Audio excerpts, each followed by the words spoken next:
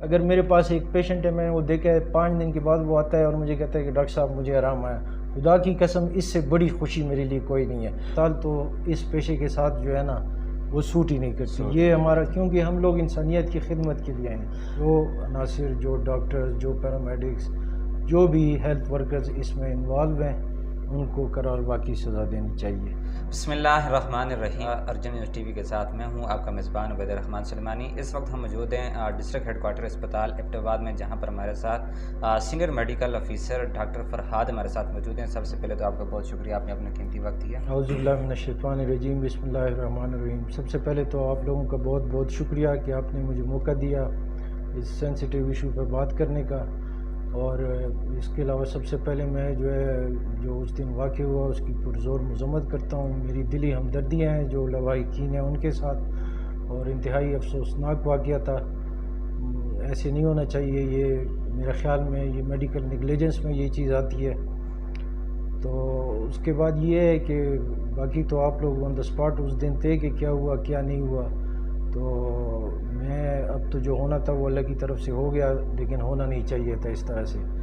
اس لیے میں ارباب اختیار جو ہیں ہمارے ایم ایس صاحب ہیں، یہاں پہ ڈی ایچ او صاحب ہیں جو کہ ریجنل ڈائریکٹر بھی ہیں، تو ان سے میری پرزور اپیل ہے۔ اسی طرح ڈی سی صاحب ہیں، اے سی صاحب ہیں جو اتھارٹیز ہیں، کہ وہ اس واقعے کی جو ہے انکوائری کروائیں اور لواحقین کو جو ہے انصاف دلایا جائے، اور جو عناصر، جو ڈاکٹرز، جو پیرامیڈکس، جو بھی ہیلتھ ورکرز اس میں انوالو ہیں، ان کو قرار واقعی سزا دینی چاہیے۔ اچھا ڈاکٹر صاحب، اکثر یہ دیکھا جاتا ہے کہ جب بھی کوئی اس طرح کا معاملہ ہوتا ہے اس کے بعد ڈاکٹر جو یونین ہوتی ہے وہ احتجاج کرنے کے لیے میدان عمل میں آ جاتی ہے، اس کا فائدہ عوام الناس کو بھی کچھ ہے؟ سر بات یہ ہے کہ جہاں تک ہمارے ڈاکٹر جو ایک انتہائی مہذب پیشہ ہے، یقین کرے یہاں پہ جو ہمارے پاس مریض آتے ہیں وہ ہمیں مائی باپ سمجھتے ہیں نا، ماں باپ کا درجہ دیتے ہیں۔ جو چیز وہ اپنے گھر والوں کو، انتہائی قریبی رشتوں کو نہیں بتا سکتے ہیں، وہ بات وہ صرف ڈاکٹر کو بتا سکتے ہیں، وہ تکلیف ڈاکٹر کو بتا سکتے ہیں۔ اسی لیے ہمیں جو ہے ڈاکٹروں کو مسیحا بھی کہا جاتا ہے، لیکن مجھے افسوس کے ساتھ کہنا پڑ رہا ہے کہ اس میں ہم ڈاکٹروں کی بھی کوتاہی ہیں، ہیلتھ اس کی بھی ہیں، ہمارے جو بڑے ہیں سیاستدان ہیں، ہمارے جو ڈی جی ہیلتھ ہیں، سیکٹری ہیلتھ ہیں، جو ہمارے ہائر اتھارٹیز ہیں، ان کی بھی جو ہے کوتاہی میں سمجھتا ہوں کہ ہم نے اس پیشے کو کاروبار بنا لیا ہے۔ ٹھیک ہے، تو ہونا تو یہ چاہیے کہ ہم جو ہڑتال کی جہاں تک بات آپ نے کی، تو ہڑتال تو اس پیشے کے ساتھ جو ہے نا وہ سوٹ ہی نہیں کرتی یہ ہمارا، کیونکہ ہم لوگ انسانیت کی خدمت کے لیے ہیں۔ ڈائریکٹ ہمارا زندگی، موت، بیماریوں کے ساتھ بڑی بڑی ان کے ساتھ واسطہ پڑتا ہے، تو ہم اگر ہڑتالیں کریں گے تو پھر تو ڈاکٹر میں اور ایک وکیل میں اور ایک کلرک میں اور ایک اسٹریٹ ہاکر میں کوئی فرق ہی نہیں رہا ہے نا۔ ٹھیک ہے، اب ریڈی والے بیچارے ان کو تنگ کر رہے ہیں، کوئی تنگ کر رہا ہے، ٹاؤن کمیٹی والے تنگ کر رہے ہیں، پیسے مانگ رہے ہیں، تو وہ بیچارے کیا کریں گے؟ ہڑتال ہی کریں گے نا۔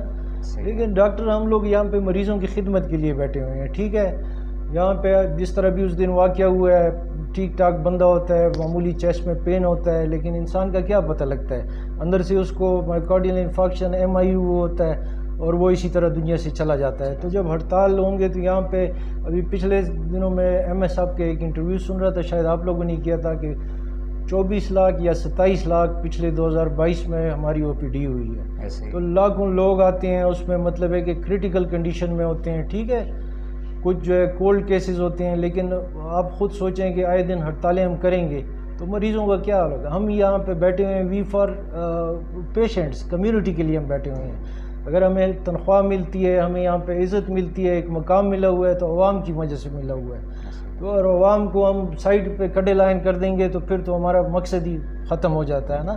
اس سے بہتر ہے کہ ہم پھر سیاستدان بن جائیں، یہاں سے ریزائن کر کے سیاست میں پھر نعرے لگائیں زندہ باد مرد آباد کے، اور ٹھیک ہے۔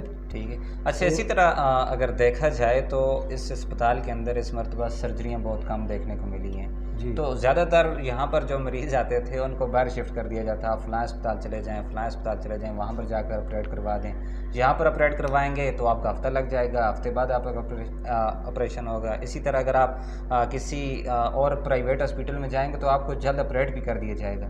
اس والے سے کیا کہیں گے آپ؟ سر یہ جب سے انصاف کارڈ شروع ہے آپ لوگوں کے علم میں ہے نا، اس کے بعد یہ چیزیں بنی ہیں نا. اس میں اس وقت کے جو پالیسی میکرز تھے جنہوں نے یہ پالیسی بنائی ہے، اوپر سے مطلب ہے کہ سیاسی وہ نعرے کے طور پہ انصاف کارڈ تو انہوں نے عوام کو دے دیا.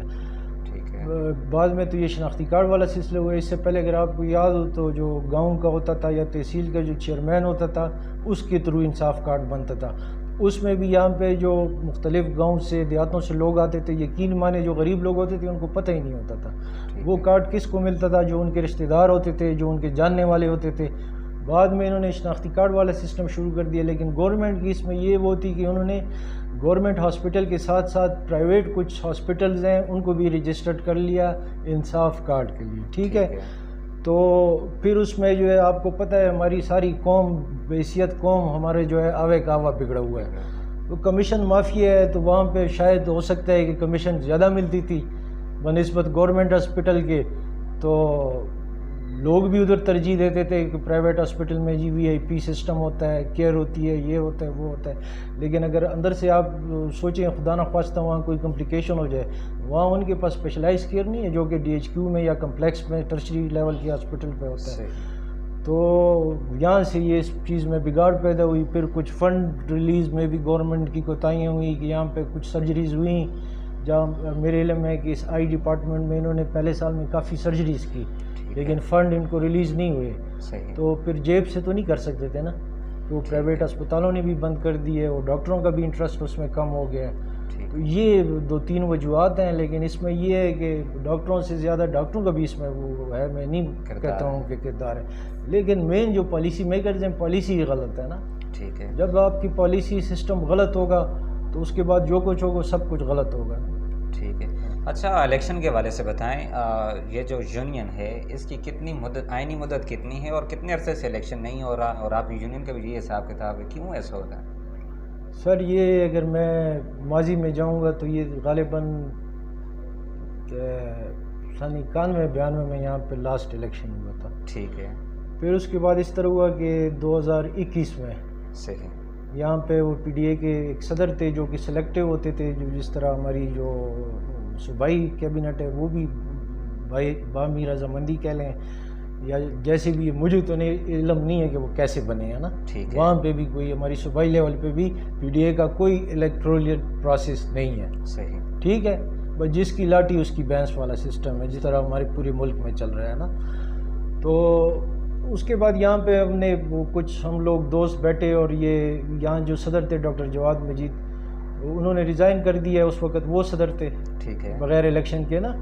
تو بہرحال جب وہ انہوں نے ریزائن کر دیا تو آگے سے انہوں نے کہا کہ جی الیکشن کراتے ہیں، اور الیکشن پہلے جو ہے نا ایز اے ماڈل ہم ڈی ایچ کیو میں امپلیمنٹ کریں گے الیکشن کو، اس کے بعد صوبائی لیول پہ بھی ہوگا. ٹھیک ہے. 2021 کی بات ہے یہ. تو جب الیکشن شیڈول ہوا تو میں بھی اس الیکشن میں کنٹیسٹ کیا ہے، میں ہار گیا تھا. ٹھیک ہے. ڈاکٹر معظم صاحب جو ہیں وہ کارڈیالوجی میں جو ہمارے ایس ایم او ہیں وہ جیت گئے ہیں. صحیح. تقریباً میرے 34 ووٹس تھے، ان کے 74-75 اس طرح کے ووٹس تھے نا. ٹھیک ہے. وہ جیت گئے. پھر وہ الیکشن سے پہلے یہاں پہ ہمارے جو چیف ریڈیالوجسٹ صاحب ہیں ڈاکٹر اجمل صاحب وہ اس چیز کے گواہ ہیں، باقی ڈاکٹر صاحبان گواہ ہیں کہ جی وہ انہوں نے کہا 1 سال کے لیے نا. میں نے کہا، معظم صاحب نے بھی کہا، میں نے بھی کہا کہ جی 1 سال میں تو کچھ بھی نہیں ہو سکتا، کم از کم 2 سال کا ٹائم ہونا چاہیے. وہاں پہ حلفیہ یہ بات ہوئی کہ جی 2 سال ہوگا اور 2 سال کے بعد الیکشن دوبارہ ہوگا. شاید اگست میں ہوئے تھے تو اگست 2022 ہے اس میں ٹینیور پورا ہو گیا، تو اب 1 سال اوپر بھی ہو گیا. ٹھیک ہے. تو لیکن یہ ہے کہ کچھ پی ڈی اے کے جو سینٹرل کے ممبرز ہیں اور کچھ یہاں کے جو پی ڈی اے موجودہ کیبنٹ ہے ان میں کچھ اختلافات چل رہے ہیں، اور میرے خیال میں اس چیز کا یہ ہاسپٹل کو بھی نقصان پہنچ رہا ہے نا. ٹھیک ہے. ٹھیک ہے. یہ شاید اسی وجہ سے یہ ہڑتال اور یہ وہ چیزیں آ رہی ہیں نا.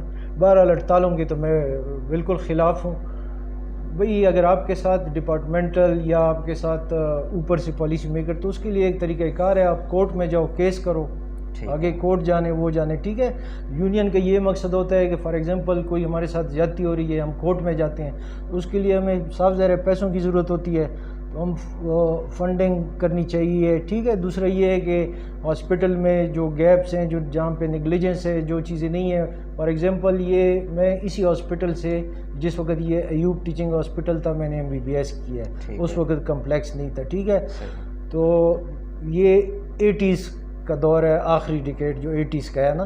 تو وہ جب میں سوچتا ہوں اور آج سوچتا ہوں تو زمین آسمان کا فرق ہے. دنیا حالانکہ کہاں چلی گئی، ڈیجیٹل دور شروع ہو گیا، ہائبریڈ دور شروع ہو گیا، لیکن یقین مانیں کہ اس وقت یہاں پہ جو پیشنٹ ایڈمٹ ہوتا تھا، دوائیاں تو چھوڑے، دوائی تو 1 to all oral medicine plus جو ہے انجیکٹیبل، وہ ساری فری ملتی تھی. اس کے علاوہ 3 ٹائم کا VIP قسم کا کھانا ود 1-2 اٹینڈنٹ کے ان کو ملتا تھا. اچھا اس زمانے میں بھی انہی وارڈوں میں 25 بیڈ تھے، آج بھی 25 بیڈ ہیں، ٹھیک ہے. سیاستدان سیاست کر رہے ہیں دڑا دڑ، لیکن مجھے افسوس کے ساتھ یہی کہنا پڑ رہا ہے کہ اس میں ابتداء کی عوام کی بھی غلطی ہے. یقین کریں یہاں پہ یہ ایکسٹرا جو نہیں تھا، آپ میڈیا میں جا کے دیکھیں، میں نے 4-5 دفعہ نیوز پیپرز میں بیان دیے، میں نے اپنی ذاتی طور پہ اپنے نام سے کہ بھئی ایکس رے کا کچھ کرو.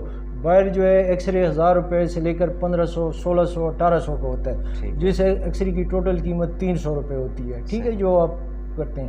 اب یہاں پہ وہ 150-200 کا ریٹ ہے، ٹھیک ہے. یہ مطلب گورنمنٹ یہ کہتی ہے، میں صاحب سے اس بارے میں بات ہوئی کہ جی یہ ڈالر کی اونچا جانے سے، اوپر جانے سے جو ہے وہ جو پہلے ریٹ تھا، جو ٹھیکیدار تھا، وہ جو ریٹ تھا وہ پہلے فار ایگزامپل 8000 روپے کا ان کو جو ملتا تھا وہ 12000 16000 میں ملتا ہے، ٹھیک ہے.